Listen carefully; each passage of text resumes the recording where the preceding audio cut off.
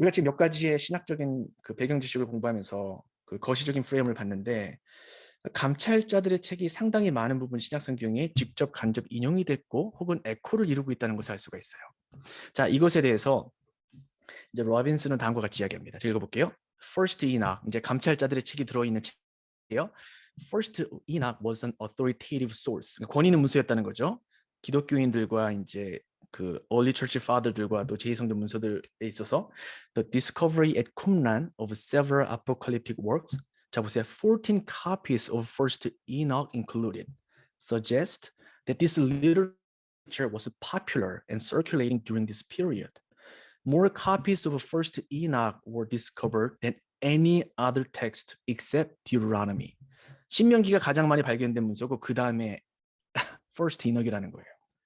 Jewish communities during this period often read apocalyptic text due to their eager desire to see God come to proclaim his final judgment and put an end to their suffering. 감찰자들의 책은요, 영감이 있다는 것과 관련인가 보네요. 문학적으로 권위가 있는 책이었다는 거예요. 그래서 그 시대의 사람들이 거의 대부분 알고 있는 문서라고 해도 과언이 아니라는 겁니다. 자, 정리해 볼게요.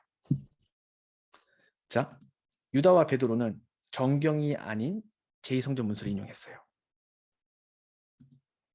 유다의 경우 거의 모든 단어를 빠지지 않고 인용한 것을 우리가 눈으로 직접 확인했습니다. 베드로의 경우 핵심적인 내용을 요약하여 사용해요. 질문이 있죠. 왜 정경이 아닌 문서를 인용했습니까?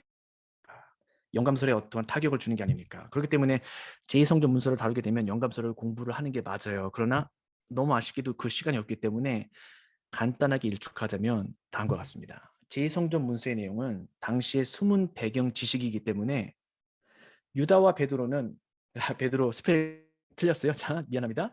동시대에 많은 사람들이 이미 알고 있는 제2성전 문서의 내용을 문학적으로 인용함으로 전달하고자 했던 신학적 논지를 피력했죠. 그렇다고 해서 제2성전 문서를 하나님의 영감을 받은 문서로 인정했다고 볼 필요는 없다라는 겁니다. 자, 지금부터는 신약 해석 케이스 좀 더 구체적으로 들어가서 신약 성경에 어떤 식으로 그 제2성전 문서들이 직간접적으로 인용됐는가를 케이스 바이 케이스로 볼 건데요. 자, 그리고 지금 듣는 예. 내용이 아마 여러분들께서는 이거 이단 아니야? 이거 어떻게 이럴 수가 있지라고 생각이 할 수도 있겠지만 지금 제가 설명하고 있는 제2성전 문서의 내용을 팩트니까 무조건 받아들여 성경의 모든 해석에 도입하라는 내용이 절대 아니에요. 신약 성경을 보면 사도 바울이 속담도 인용을 해요. 그 당시에 유명했던 소피스트의 말들도 인용합니다. 영감이 있기 때문에 그게 아니라 많은 사람들이 알고 있는 보편적 지식이기 때문에 저들에게 신학적인 논지를 가장 쉽게 전달하기 위하여 저들이 다 알고 있는 그러한 개념들을 그냥 활용하는 거거든요. 제2성전 문헌도 그런 식으로 접근하시면 그렇게 어렵지 않게 이해할 수가 있을 거예요. 자, 케이스 바이 케이스, 케이스 1 다뤄볼게요. 고린도전서 15장에 보면 정말로 재미있는 표현이 나와요. 만삭되지 못하여 난 자. 바울이 자신의 그 죄인 중에 괴수됨을 피력하고 그러한 괴수를 굳이 건져내어 사용하신 은혜를 베푸신 하나님을 찬양하면서 다음과 같은 표현을 썼죠. 혹시 기억하시나요? 만삭되지 못하여 난 자라는 표현. 그 하나님께서 이제 사도들에게 보이셨고 결국에는 가장 낮은 자 바울에게도 보이신 은혜를 베풀었고 나 같은 그 정말 벌레보다도 못한 자를 하나님께서 직접 나타나 만나주시고 자신을 사도라 칭해주시는 은혜까지 주셨다라고 지금 하나님의 은혜를 찬양하면서 자신의 그 낮음을 또한 이야기하고 있어요. 이런 문맥 속에서 사도 바울이 어떤 표현을 쓰냐면 맨 나중에 만삭되지 못하여 난 나라는 표현을 씁니다. 그러니까 이 표현이 사실 학자들이 많이 궁금했어요. 뭐 여전히 마찬가지입니다. 왜 이런 표현을 썼을까? 왜 저런 표현을 썼을까? 이 도대체 무슨 의미일까? 만삭되어 난 자, 이게 도대체 이 무슨 의미일까? 여기에 대한 퀘스천을 던졌는데, 자, 바울이 자신은 만삭되지 못해 난 자라고 표현하고 있어요. 문맥적으로 볼 때 하나님의 교회를 핍박한 자신은 사도로 칭함을 받을 자격이 없다라는 자기 비하적인 의미를 나타내는 것은 확실하게 보여요. 그리고 저걸 통해 하나님의 은혜를 강조하고 있고요. 그렇다면 도대체 만삭되지 못하여 난 자란 표현이 1세기의 원독자들에게 어떠한 개념으로 통용됐기에 굳이 저 표현을 들어다가 사도 바울이 쓴 것일까? 즉 숨은 배경 지식이라는 거예요. 우리는 모르는. 자, 이 부분에 대해서 학자들이 여러 가지 논증을 펼쳤는데 솔직히 설득력 있는 논증을 전 만나보지 못했어요. 그러나 최근에 이 부분에 대해서 언어학적으로 그리고 배경 지식학적으로 저를 설득한 논증을 제가 접하게 됐습니다. 제가 그거를 소개해 드릴 건데 자, 제임스 M. 스캇은 이 부분에 있는 리딩 스칼라예요. 이제 특히 제2성전 문서에 대해서 상당히 많은 저서도 이제 출판을 했던 분인데, 이제 권위자라는 표현이죠. 이분이 저널 오브 스터디 오브 주데이즘, 이것도 탑 티어 저널입니다. 여기에 2019년에 아주 재미있는 내용을 기고해요. 자, 어떠한 내용으로 기고가 되는지 한번 살펴볼게요. 일단 스캇은요, 이 8절의 내용을 헬라어로 살펴보면서 되게 독특한 부분을 지목하기 시작합니다. 잠깐만. 만삭되지 못한 자의 관사가 붙어있네. 왜 관사가 붙어있지? 그 부분에 집중하기 시작해요. 그리고 비록 생략되어 있지만 그 헬라어 of they, 저 단어의 동작주가 그리스도라는 것을 지목합니다. 위에 보면 계속 그리스도께서 나타나고 신적 현현을 나타내고 있잖아요. 이 두 가지에 이제 집중하기 시작해요. 그러면서 첫 번째 관사의 사용 부분을 어떤 식으로 해석하냐면, 당시에 잘 알려져 있던 만삭되지 못한 난자가 있었을 것이다. 그렇기 때문에 아무런 설명 없이 관사를 지칭하므로 한 명, 즉 만삭되지 못한 자를 바울이 자신에게 빗대어 설명하고 있다라고 이야기해요.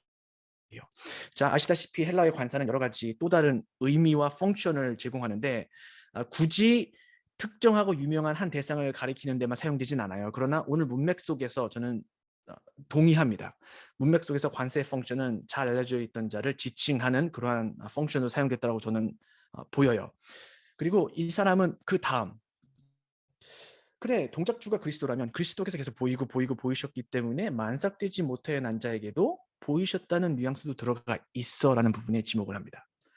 그리고 나서 저러한 프레임으로 제2성전 문서를 다 뒤지기 시작해요. 왜? 제2성전 문서가 신약 성경의 배경 지식을 제공하는 단초 역할을 하기 때문에. 그리고 놀라운 부분을 발견하게 됩니다. 뭐를 발견하느냐? 역시 에녹서와 희년서와 거인들의 책들, 이쪽 라인과 연결되어 있어요. 거인들의 책, The Book of Giants, 전통에 따르면 하나님의 아들들이라 불리는 영적 존재들과 사람의 딸들로 불리는 인간 여자들 사이에 태어난 반신반인의 거인들이 있잖아요. 저들이 만삭되지 못하여 난 자들이라는 호칭으로 불렸다는 것을 발견하게 돼요. 놀랍지 않나요? 그래서 만삭되지 못하여 난 자는 물론 여러 가지 의미를 나타낼 수 있겠지만 제2성전 문서의 관점에 따르면 거인들을 나타낸다는 겁니다. 질문이 있죠. 근데 바울은 단수 관사를 썼어요. 그럼 특정한 거인을 의미한다는 거예요. 근데 보시다시피 제2성전 문서에는 복수로 나타나요. 그럼 도대체 이들 중에 어떤 거인이냐라는 퀘션이 나오겠죠. 자, 그러므로 만삭되지 못해 난 자란 표현은 반신반인의 거인을 지칭하는 표현으로도 해석될 수 있다는 프레임을 만들어냅니다. 자, 다음과 같이 이야기해요. 스캇의 표현을 인용합니다. In light of this understanding of ectroma, Paul as persecutor of the church to whom the risen Christ appeared would be comparing himself to the abortion. That is, 잘 보세요.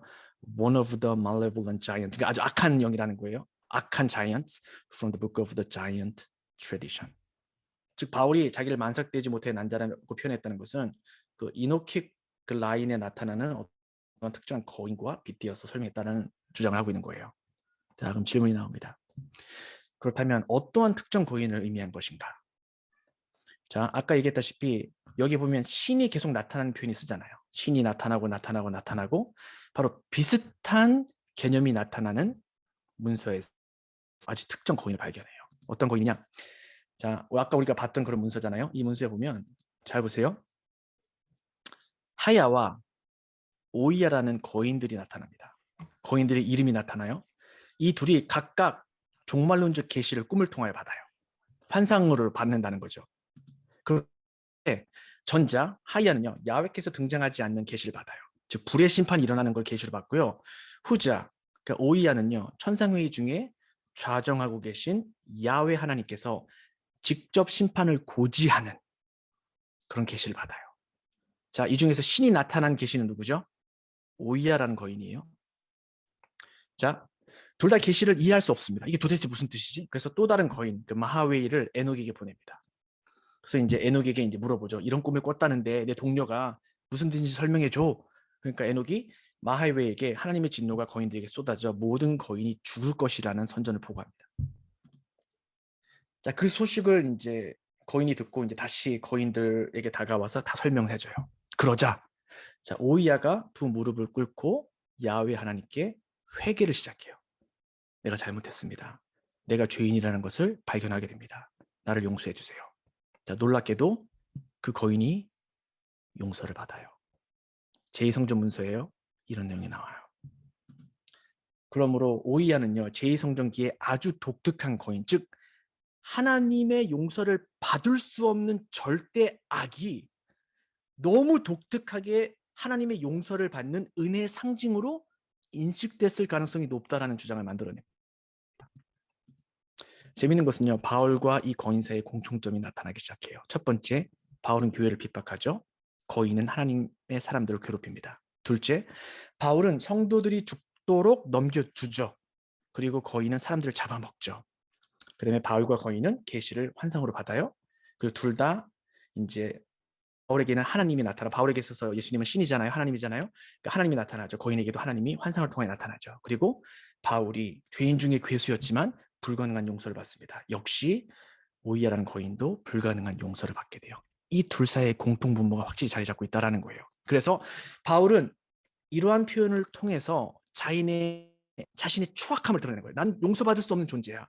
나는 교회를 핍박했어. 나는 정말 용서받을 수 없는 존재 자체가 부정한 거인과도 같은 정말 죄인 중에 괴수야라는 표현을 쓰잖아요.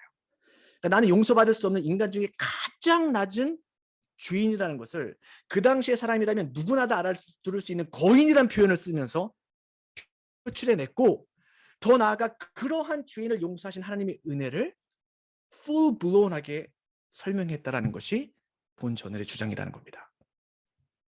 자, 다시 한번 이런 개념을 읽어보세요. 자, 맨 나중에 만삭되지 못하여 난 나 같은 놈에게도 하나님께서 보이셨다는 거죠. 나는 사도 중에 지극히 작은 자라. 내가 하나님의 교회를 핍박하였으므로 사도라 칭함을 받기에 감당치 못할 자로다. 그러나 나의 나된 것은 오로지 누구의 은혜예요? 하나님의 은혜라는 거예요. 하나님께서 다메섹으로 올라가는 바울에게 나타나지 않았다면 바울은 지금의 바울이 되지 않았을 겁니다. 그럼 누가 먼저 나타나요? 하나님께서 먼저 환상을 통해 나타나요. 거인에게 꿈을 통해 나타난 것처럼 바울에게 환상을 통해 먼저 나타나십니다. 그리고 회개케 하시고 용서해 주시고 더군다나 사도로 들어 쓰신다는 거예요. 나의 나된 것은 하나님의 은혜로 된 것이니 내게 주신 그의 은혜가 헛되지 아니하여 내가 모든 사도보다 더 많이 수고하였으나 내가 아니요 오직 나와 함께 하신 하나님의 은혜로다라는 놀라운 고백을 합니다. 그러므로 이러한 제2성전 문서의 관점으로 고린도전서 15장을 해석한다면 다음과 같아요. 바울은 과거의 자신을 제2성전기에 극악무도한 거인과 동일화시켰고 그러한 거인에게까지 나타나 용서의 기회를 주신 쿰난의 하나님을 자신을 사도로 부르신 예수님과 동일화시켰습니다. 놀랍게도 또 뭐가 보이죠? 쿰난 문서에 나타나는 야훼 하나님을 지금 누구랑 동격화시키는 거예요? 자신에게 나타난 예수님과 동격화시키는 거예요. 역시 예수님의 신성을 드러내고 있죠. 그러면서 하나님의 은혜를 증거하고 있다는 겁니다. 제2성전 문서로 봤을 때 이러한 내용이 풀리게 된다는 거예요. 자, 그 다음에 계시록 대접 심판을 볼게요. 자, 계시록의 대접 심판 16장 요한계시록에 나오는데 이제 귀신론과 좀 동떨어진 그러나 아예 관련이 없는 부분에 대해서 한번 다뤄볼게요. 그러면서 제2성전 문서가 얼마나 중요한지를 한번 알아보는 시간 갖도록 할게요. 두 번째 케이스입니다. 자, 여기 지금 좀 많은 본문을 읽었는데요. 여러분께서 아마 집중하여 한 구절 한 구절 형태소까지 읽으셨다면 퀘스천이 분명히 들 거예요. 왜? 너무 이상하거든요. 뭐가 이상하느냐 한번 찾아볼게요. 하나님께서 일곱 천사에게 이제 영들을 통해 말씀하시죠. 일곱 천사에게 말하되 너희는 가서 하나님의 진노의 일곱 대접을 어디에 쏟으래요? 자, 일곱 천사들에게 일곱 대접을 땅에 쏟으래요. 그러면 자, 문맥적으로 보면 일곱 천사가 일곱 대접 전부를 어디다 쏟습니까? 보세요. 첫째 천사가 어디다 쏟아요? 땅에 땅, 쏟아요. 오케이, so far so good. 3절 보세요. 둘째가 그 대접을 어디다 쏟아요? 분명히 일곱 대접을 땅에 쏟으라고 했는데 왜 바다에 쏟지? 혹시 타락천사인가? 하나님의 명령을 배역한 잘못된 타락한 영인가? 문맥을 보면 그렇지 않아요. 전혀 그렇지 않습니다. 자, 세 번째 천사를 볼게요. 4절이죠. 셋째가 그 대접을 또 어디다 쏟아요? 자, 지금 하나님의 명령을 계속 배역하고 있는 모습이 보여요. 자, 그 다음에 자, 8절 넷째가 그 대접을 이번에는 해, 해에 쏟습니다. 여기서 끝나지 않아요. 계속 읽어볼게요. 자, 그 다음 구절을 보면 여섯째는 그 대접을 유브라데 물에 썼습니다. 항상 유브라데 음흠. 일곱째를 17절이죠. 그 대접을 공기 공기 가운데 가운데 쏟아요. 내가 이런 부분 놓치시면 안 돼요. 그냥 막 읽어내려고 하면 안 됩니다. 한 구절까지도 물고 뜯고 깨물면서 도대체 이 내용이 어떠한 의미를 우리에게 전달하는 걸 알아야 돼요. 분명히 하나님께서는 일곱 대접을 땅에 쏟으라고 명령하셨는데 일곱 대접이 쏟아진 것은 우리가 지금 읽은 구절 사실 하나가 더 있어요. 이제 사단의 권세에게도 쏟아지는데 땅과 물과 태양과 공기에 쏟아집니다. 자, 질문이 있죠. 도대체 왜 이 천사들은 하나님의 명령을 거역했을까? 자, 쉽게 이야기해서 거역한 게 아닙니다. 거역한 게 아니에요. 하나님께서 일곱 대접을 쏟아야 될 곳을 땅이라고 규정하셨는데 이 땅은요, earth를 의미하고요. 제가 아까도 이야기했다시피 특히 원어를 공부할 때 세멘틱스와 프라그매틱스를 구별하여 문맥마다 다르게 적용하는 게 되게 중요합니다. 자, 이상환이라는 사람이 차에서 공을 찼다. 그러다가 뭐 차를 마셨다. 제가 차란 단어 몇 번 썼지만 이게 어떤 문맥에 쓰이냐에 따라서 다 의미가 달라지거든요. 자, 프레그매틱스와 세메틱스도 마찬가지예요. 자, 하나님께서 쏟으라고 명령한 것은 earth를 의미하고요. 그 당시의 사람들에겐 earth가 놀랍게도 elemental spirits가 주관하고 있는 프레임으로 구성되어 있다고 믿었어요. 자, 다시 한번 말씀드릴게요. 하나님께서 earth에 일곱 대접을 쏟으라고 하셨고요. 그 earth는요. 엘레멘탈 스피리츠가 관장하고 있는 영역들로 구성되어 있다고 믿었습니다. 바로 그 구성 요소가 뭐냐? 땅, 물, 열, air, 공기였다는 거예요. 자, 리하는 사람 저 아닙니다. 이제 노범 테스트먼트 역시 탑 티어 신학 전도지죠. 여기서 무슨 표현을 하느냐? Every element was thought to have its God, so that the word stoicheia, 신약 성경에 나 바울이 이제 저 표현을 쓰는데, 자, came to be used of these elemental deities and spirits. 즉 모든 요소들마다 그것을 관장하고 있는 존재가 있다고 믿었고 그 중에 가장 대표적인 게 4명의 엘레멘탈 스피릿이었습니다. 이 엘레멘탈 스피릿은 뭘로 구성되어 있느냐? 자, 공기를 주관하고요, 흙을 주관하고요, 열을 주관하고요, 물을 주관해요. 바로 이러한 요소들을 영적 존재들, 아주 독특한 영적 존재들이 관장하고 있다고 믿었다는 거예요. 그러므로 이 4명의 엘레멘탈 스피릿들은요, 지구의 스트럭처, 이걸 이루고 있는 영적 존재로 인식이 됐다는 겁니다. 자, 이러한 개념을 가지고 다시 한번 우리가 돌아가 볼게요. 하나님께서 땅에 쏟으라고 이야기를 해요. 근데 아까 얘기했다시피 땅이 어떤 구성 요소로 되어 있죠? 불, 물, 흙, 그리고 바람. 그죠? 한번 볼까요? 첫째 천사가 땅, 흙에다 쏟습니다. 두 번째는요, 바다, 물이죠. 짠물이에요. 그 다음에는요, 민물, 역시 물입니다. 그 다음에 해, 불의 상징이죠. 그 다음엔요, 물, 그 다음에 공기, 바람. 이 유브라데스 강이 나오는 건 사실 되게 중요해요. 이 부분은 나중에 우리가 따로 공부하기로 하고요. 보시다시피 4가지 엘레멘탈 요소에 하나님의 7 천사들이 심판을 내리는 걸 볼 수가 있어요. 역시 그 당시의 배경 지식을 모르면 이 부분은 잘못된 해석을 만들 수가 있어요. 어떤 식으로? 하나님의 명령을 잘 지킨 천사를 마치 배역한 천사로 볼 수 있는 위기에 빠지게 되죠. 자, 지구의 스트럭처를 이루고 있는 불, 물, 공기, 바람, 흙에게 심판을 내리는 걸 볼 수가 있어요. 하지만 정말 중요한 것은요, 아까 얘기했다시피 저것들을 영적 존재로 의인화시키기도 하고요, 혹은 저것들을 관장하고 있는 아주 그 독특한 영적 존재가 있다고 믿었던 헬라인들에게 요한계시록은요, 고대 헬라의 내신들이 주관하는 영역이란 개념을 온전히 빼어버립니다. 이러한 땅, 불 이런 데서 영적 존재를 다 빼요. 그리고 하나님의 심판의 영역으로 그냥 국한시킨다는 거예요. 근데 더 재밌는 것은요, 계시록 저자는 여기에 한 걸음 더 나아가 엘레멘탈 신들을 하나님께서 부리시는 천사의 위치로 강등시켜 버립니다. 자, 논리 흐름을 지금 이해할 수 있어야 돼요. 헬라의 아주 고대 신들, 아주 특별하고, 그러니까 제우스라든지 포세이돈 이름과 비교할 수 없을 정도로 높은 신들이 엘레멘탈 신들이거든요. 저 신들이 이 4가지 영역을 주관하는데 너무 놀랍게도 요한계시록은 그 영역에서 엘레멘탈 신들을 다 빼버려요. 그리고 그 영역을 하나님께서 부리시는 천사들이 다루는 위치로 강등시켜 버립니다. 어디에서요? 한번 보세요. 계시록 7장 1절입니다. 이루에 내가 내 천사가 땅 내 모퉁이에 선 것을 보니 땅의 사방에 바람을 붙잡아 바람으로 하여금 땅에나 바다에나 각종 나무에 불지 못하게 하더라. 지금 바람을 관장하고 있는 천사들 안겔로스가 보여요. 엘레멘탈 스피릿이 에어, 바람을 관장해야 되거든요. 근데 오늘 본문을 보니까 엘레멘탈 스피릿이 아니라 하나님께서 부리시는 영들, 천사들이 저 바람을 관장하는 걸로 나옵니다. 이런 걸 이렇게 논쟁신학이라 그래요. 사람들이 이미 알고 있는 배경 지식을 따다가 기독교의 하나님을 높이는데 활용하는 거예요. 왜? 저렇게 활용할 때 원독자들이 팍팍 이해할 수 있거든요. 다 아는 내용이니까. 자, 이뿐만이 아니에요. 계시록 14장 18입니다. 또 불을 다스리는 천사가 제단으로부터 나자 불을 관장하고 있는 천사가 있다는 거죠. 아까 이야기했다시피 엘레멘탈 스피릿의 영역입니다. 그러나 엘레멘탈 스피릿을 빼버려요. 그리고 그 자리에 하나님께서 부리시는 천사를 집어넣습니다. 그 다음에요. 계시록 16장 5절이죠. 내가 들으니 물을 차지한 천사, 역시 물을 관장하는 천사가 나와요. 엘레멘탈 스피릿의 영역이에요. 저것을 빼다가 누구에게 주죠?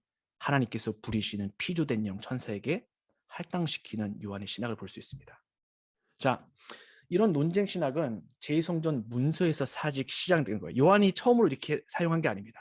사실 제2성전 문서에 이러한 내용이 나타나기 시작해요. 어디에서 나오느냐? 주빌리스, 희년서, 우리가 아까 봤죠? 거기에 나타나요. 볼게요. 이 내용을 정리하자면 이제 하나님의 천지 창조를 이제 재현하고 있는 구절인데 여기 보면 From the first day he created, 여기 he는 이제 하나님이에요. The heavens that are above, the earth, the waters, and all the spirits who serve before him. Namely the angels of the presence, the angels of holiness. 잘 보세요.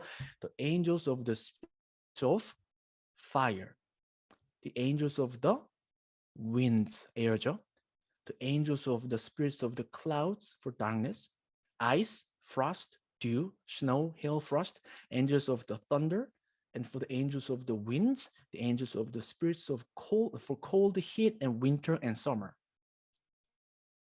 벌써 제2성전기부터 희년서에 보면은 엘레멘탈 스피릿의 요소를 다 빼다가 하나님께서 부리시는 천사에게 그 영역을 할당시킨다는 거예요.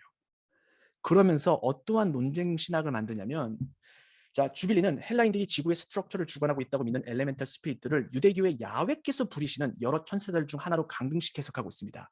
이를 통해 유대교의 하나님이 얼마나 높은 분이신지를 피력하고 있다는 거예요. 자, 이 역사적인 영역은 다음과 같아요. 알렉산더 대왕 이후로 점점 이제 헬라의 문화와 닿는 접점이 유대인들이 많아지잖아요. 그래서 헬라의 신관을 자연적으로 접하게 됩니다. 근데 그것들로부터 유대인들은 자신의 신앙을 지켜내는 숙제를 만나게 돼요. 그 중에 하나의 그 돌파구를 어떻게 하느냐? 천사론을 발전시킨다는 거죠. 그래서 불, 물, 흙, 바람 등을 관장하는 하나님의 부리는 영들을 통하여 이러한 난제를 극복하기 시작했다는 겁니다. 자, 근데 진짜 제가 여러분과 나누고 싶은 부분은 지금부터예요. 신약의 저자들은요, 이러한 유대적 개념을 수용하여 더 발전시켜요. 그리고 예수님의 신성을 높이는 데까지 사용하고 있습니다.